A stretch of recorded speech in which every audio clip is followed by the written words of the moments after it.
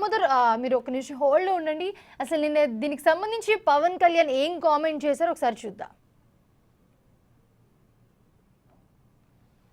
ఎప్పుడో చెయ్యని తప్పుకి జపాన్ లాంటి దేశంలో ప్రధానమంత్రి ఆయన పుట్టక ముందు జరిగిన తప్పుకి ఆయన పార్లమెంట్లో క్షమాపణలు చెప్పారు. మనం నేర్చుకోవాల్సింది వాళ్ళు చేయకపోయినా 3 తరాల ముందు తప్పు చేసిన క్షమాపణలు చెప్పారు.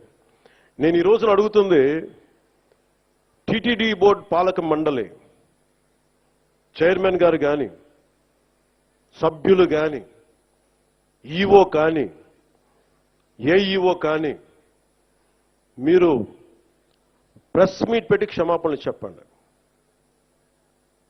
నేను క్షమాపణలు చెప్పినప్పుడు మీకు క్షమాపణలు చెప్పడానికి నామోషి ఏంటి?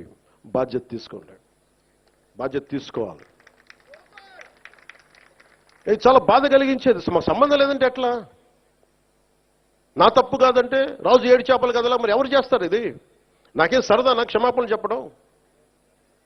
నేను దోషిగా నిలబడాలా ఇలాంటి సంఘటనలో?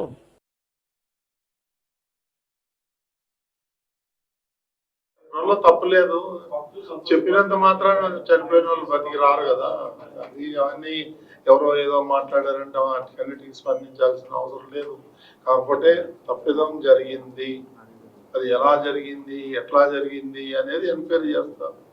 బాధ్యుల మీద కఠినమైన చర్యలు తీసుకుంటారు, అందులో ఏమాత్రం డౌట్ లేదు. క్షమాపణ